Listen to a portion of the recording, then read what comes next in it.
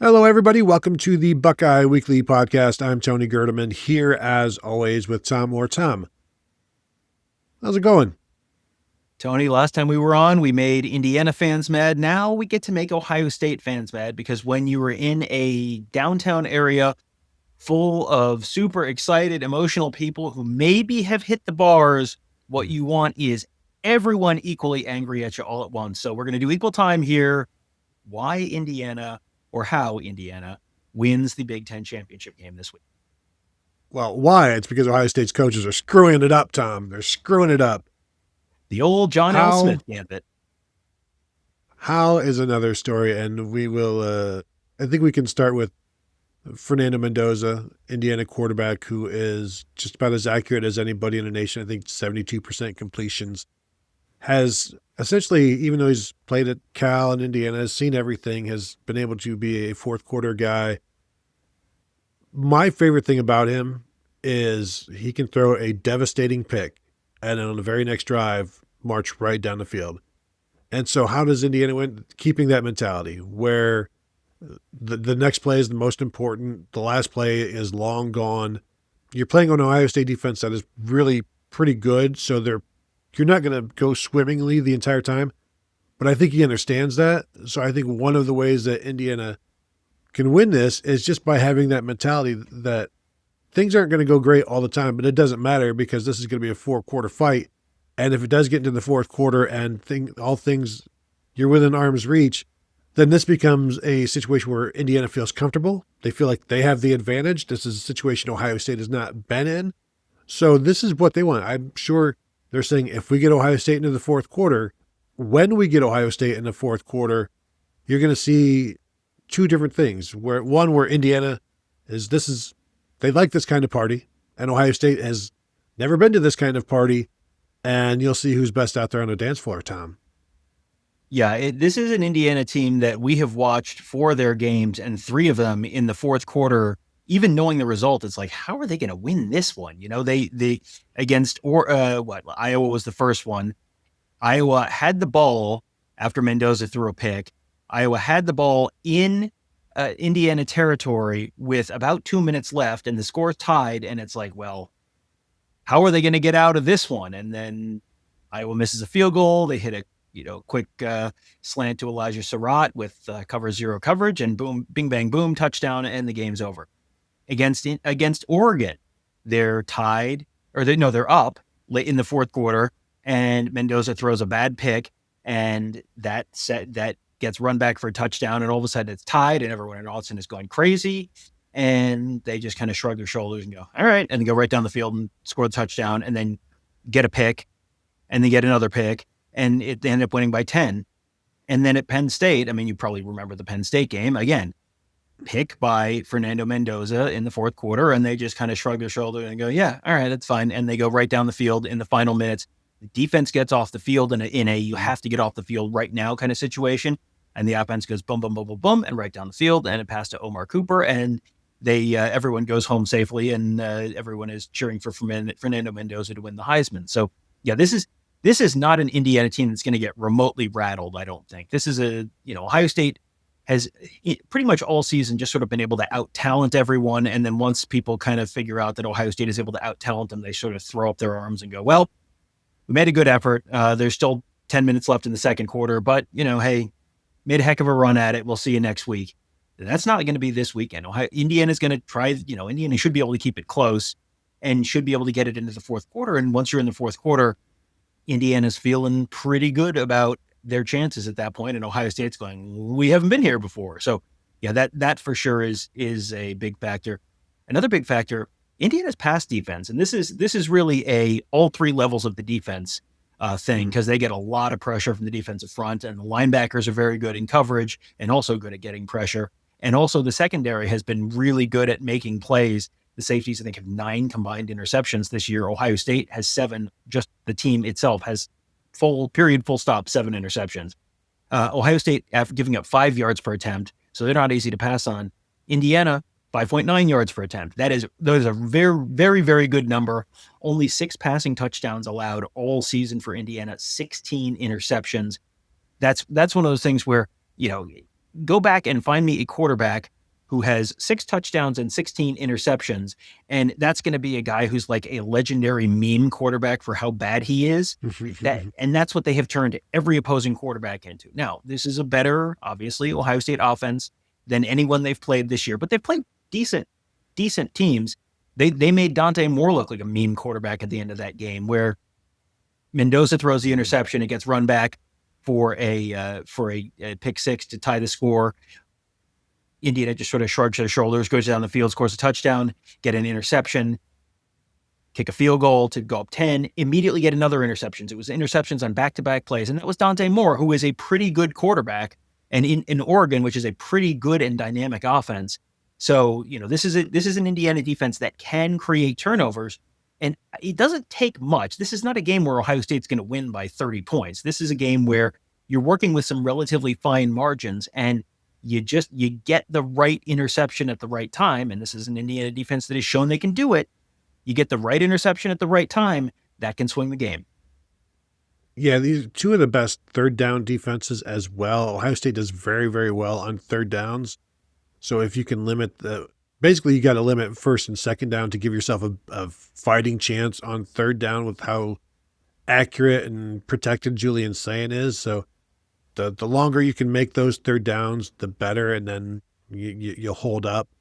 And I think that maybe winning first down then leads to winning third down, and second down, who knows. But basically, if Ohio State's going to run the ball on first down, stop them for 1 or 2 yards, and then who knows what second down is going to be. But that third down is going to be huge all game long. And if Ohio State is 4 of 15 or something like that, then that's a winning number for Indiana. That's a number that they can take into the fourth quarter with a lead or with a real shot to win this game. So I think, how does Indiana win this game?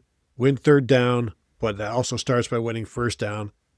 You might want to try and win second down as well. Since we're here, we're talking about it, go ahead and do what you can on all 3 of those downs. But if there's one down you can win, I'm going to choose third down for Indiana.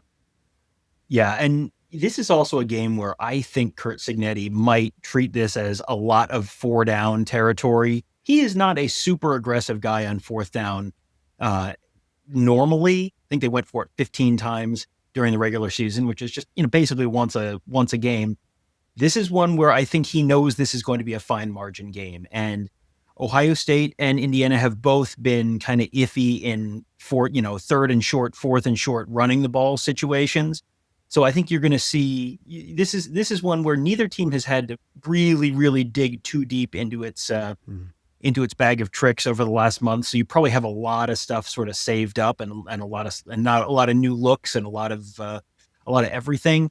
I think you're going to see Indiana really kind of push the limits and try and just find little advantages. And that's something that can add up over the course of the game. And one of the areas that I think we've been very impressed with Cignetti, I think we've been very impressed with literally everything Cignetti has done since he got off the plane in Bloomington. But one area where they do find a lot of those fine margins is right before halftime. There've been a couple times when they've gotten the ball deep in their own territory and there's 20-something seconds left, and maybe they got a timeout or two, but it is the point on the field where you sort of assume, okay, you're going to run the ball, you're going to run a little fullback dive or something and pick up 3 yards and get into the locker room.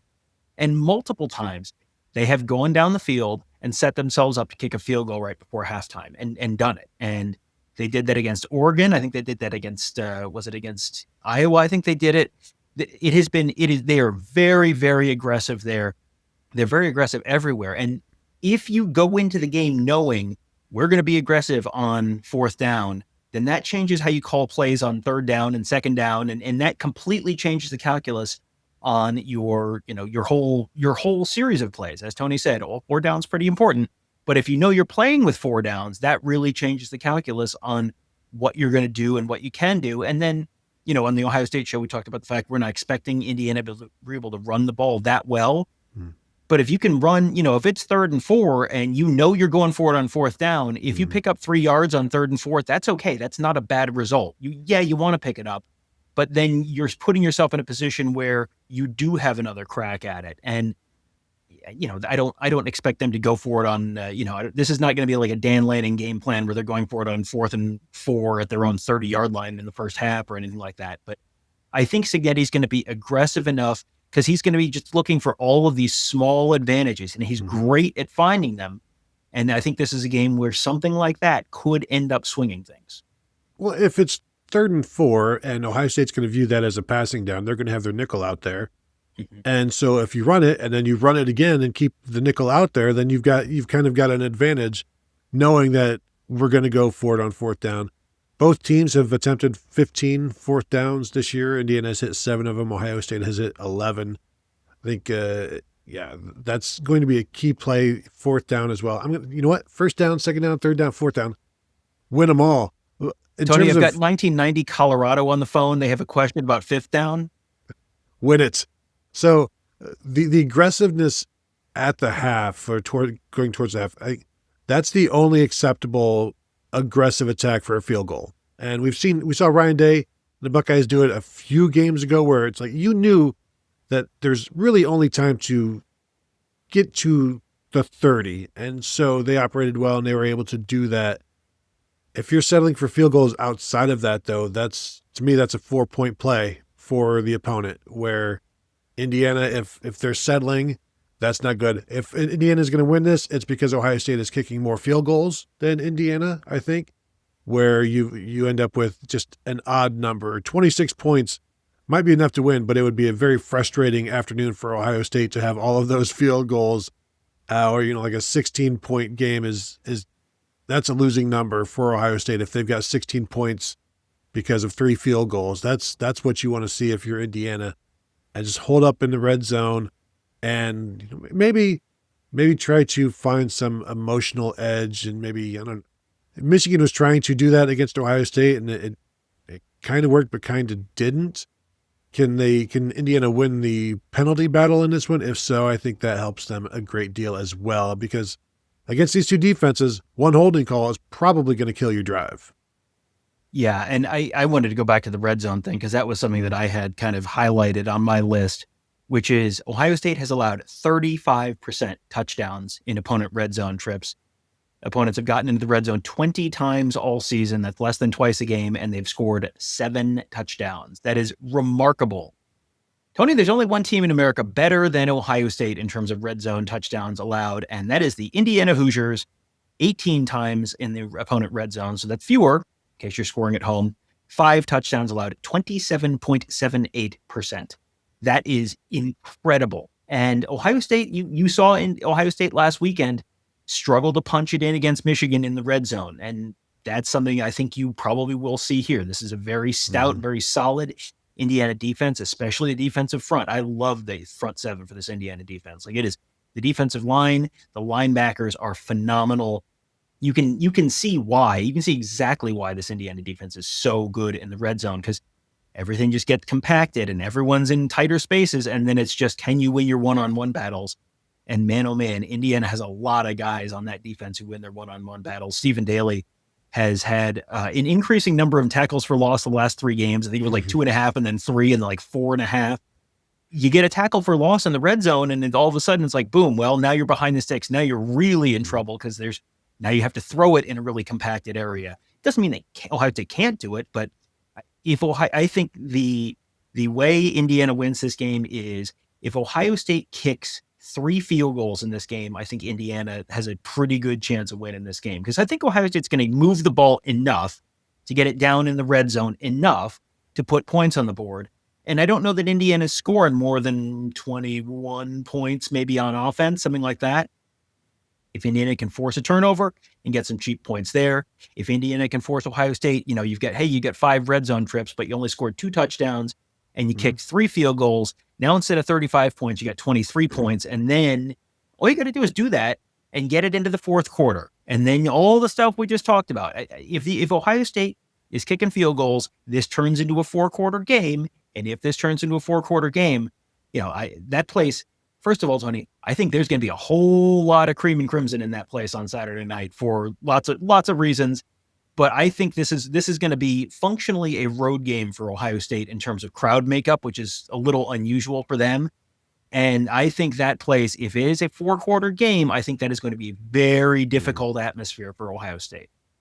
Yes, Ohio State season ticket holders have been turned away. Not all of them, certainly, but many of them have been turned away, saying the demand has exceeded what they can provide, and so there's a lot of people now looking to the secondary market, of which it is a very expensive secondary market, as you can imagine. If Ohio State, if Indiana can get to Julian Sayin and just turn him into a 65% completion guy instead of a 75 or 80% completion guy, again, these are all just these little things. You don't have to turn him into a 50% completion guy, but if you can, 65%, and then if Indiana's defense is like 50% on third downs or 60%, where you accumulate all of these little things to then make it a game in the fourth quarter. That's what we're talking about. Because the one thing, I don't necessarily see like a 17-point win for Indiana. I think Indiana's path to this victory, and I think we've said this, is it's narrower than Ohio State's, but it's still very much there, because all of these things that if they do just do this and this and this, these are all possible things. At some point it might sound like a parlay, but it's not. These are all things that a talented defense can do against a talented offense. And one of the things that the Indiana defense, if playing those three linebackers, if they can hold up in coverage, then that's another avenue that will help them win. And what will help with that is the pass rush. That's where it all starts. And so if Julian Sayin can't be as pinpoint as he would like down the seam to Max Clare when he's got Isaiah Jones in coverage or Aiden Fisher on coverage, or Elijah Hardy, thank you. One of those guys in coverage, like if it's just a little bit off or a little bit high and the passes, you can't come down with it. Like, these are all things that are very, very possible. And so I think if Indiana's sticking with their three linebackers, which they love, those guys have to hold up in coverage if Indiana's going to win this. So I'm saying if Indiana's going to win this, those guys are holding up in coverage. Yeah, and again, we've said this all week. These are very impressive Indiana linebackers. I really, really like the front seven for Indiana's defense, and I think this is a front seven that could hold up against this Ohio State defense or this Ohio State offense. So I think that's all. It sounds like a tall task, but I think it's well within the realm of possibility that they do end up holding up here. I talked about the crowd a minute ago in terms of like sort of soft factors that could make a big difference here. I think that Indiana, number one, their fans had a multiple day head start on things in terms of they beat Purdue on Friday night, and probably knew before they beat Purdue Friday night that they were going to be in Indianapolis, because we've all seen Purdue. Ohio State fans were probably not rushing out to buy tickets after the last couple of years before the game went completely final in Ann Arbor. So they had a little bit of a head start. Obviously, it's in Indiana. So, and then, like, as you said, by the time it went final, there were not very many tickets left in the secondary market. It was like 600 pairs of tickets left on StubHub when I looked relatively soon after the Michigan game. There just are not very many tickets available, and they are not cheap. The other thing that I think is a little bit of a potential factor here, and I want to be super clear that I am not saying Ohio State does not care about this game. I am not saying that if Indiana wins, it's just because Ohio State didn't want it. Like, I'm not saying that. Indiana beat Purdue in a game that was like, yeah, they play for the Old Oaken Bucket. It's a rivalry, yada, yada, yada. That was never going to be a game that was never even, that was a game that was, went analytically final on like Monday afternoon. Ohio State spent a lot of time, a lot of energy, and a lot of emotion going up to Ann Arbor next week. It is difficult to do that 2 weeks in a row. That is, it is possible. This is a very mature Ohio State team. This is a very disciplined Ohio State team. This is a very focused Ohio State team. This is an Ohio State team that has seen what it takes to go one game and then another game and another game and play at very, very high levels. A lot of them, they didn't all play last year, but most of them were there for that college football playoff run. It still is a difficult thing to do. And this is the biggest game in Indiana football history, period, full stop. Like, I'm not even going to entertain a conversation. Biggest game in Indiana football history. This is a chance for Indiana to like officially enter the college football playoff as a number one team in the nation, win the Big Ten championship for the first time since 1967, do it in Indianapolis in front of a largely home crowd, this would be the greatest moment in Indiana football history. Like, I don't know what second place is, but it hasn't happened for a long time. This is a game where Indiana has absolutely everything to play for, and Ohio State is coming off of a very emotional win. They were very excited. I think they've done a very good job of turning the page, but I think you got to take this sort of soft factor stuff like that into a little bit of consideration in terms of, if Indiana comes out really flying and can jump out to a lead early in this game, I don't think this is a game where Ohio State's scoring 40 points. So if Indiana can jump out and just jump out to an early lead and make Ohio State play from behind and get the crowd really going, that could be enough to just sort of hang on and win the game in the end. Yeah, we've talked about this before where if you don't match Indiana's energy in this game, you have a very good chance of getting run over as Indiana just continues to, they want this. Because I'll go back to last year. Ohio State beat them 38-15. Kurt Cignetti has said that they were overmatched and probably weren't as prepared as they should have been, or just they knew they were in trouble pretty early on. And, now they've had that thought of over a year dealing with that. It reminds me of Ohio State losing to Clemson in 2019. And the focus in 2020 in the offseason, it was as much Clemson or more Clemson than it was Michigan. And there was no guarantee that they were going to see Clemson again, but they sure were going to be prepared if they did. There was no guarantee that Ohio State and Indiana were going to see each other this year. Indiana, I'm guessing, is sure prepared, prepared as if they were going to. So again, this is like the Don Draper. I don't think about you at all. Like if Ohio State is Don Draper in this, might not go well for them because Indiana has been pointing and thinking about this. And as you said, this is the biggest thing to hit Indiana since John Cougar Mellencamp and Little Pink Houses. If Ohio State is not ready for this, then they've not been, the coaching staff, Ryan Day, has not prepared them adequately to realize that this is a very, very big thing. And if you're not up to that standard, then things could go well. This is more than just a football game. This is a football game, but it's a little bit more than that as well. If you just came here to play football, it might not go well for you. No. And here's the other thing that's kind of an interesting dynamic to this. And I don't know that this is something that's going to meaningfully change how either team approaches the game, but I think there's a pretty decent chance these two teams play each other again later in the year or early next year, probably is a more likely scenario. I mean, over under 1.5 Ohio State versus Indiana games this year, Tony. What do you got? Well, I think we went over 1.5 last year for Oregon, and the other line may have been 2.5 at some point. So we'll see where they are in the bracket, but yeah, it's not going to surprise me to see them play twice this year. I think they've shown that they can handle whatever is put in front of them.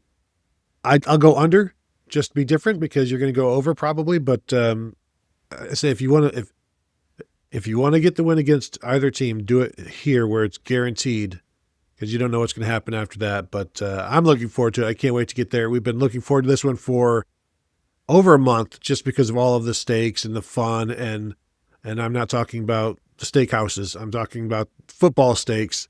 So anything else before we go you got? Yeah, I think the STAKES are going to be the only thing. I think it's going to be hard to get into St. Elmo over the weekend because between the Indiana basketball game on Saturday at 2 and the Indiana football game at 8 on Saturday night, I'm going to guess there's going to be a few people in a celebratory mood in Indianapolis this weekend. So yeah, I can't wait. I think this is going to be the best atmosphere inside that stadium probably ever for a conference championship game. I think it is going to be phenomenal, and I cannot wait for it.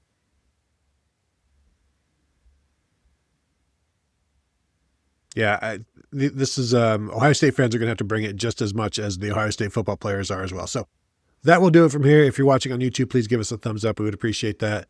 Continue to find us at BuckeyeHuddle.com. Buckeye Weekly Podcast, you can find it in all of your feeds. Tom's Buckeyes tomorrow morning, you can find it in all of your podcast feeds.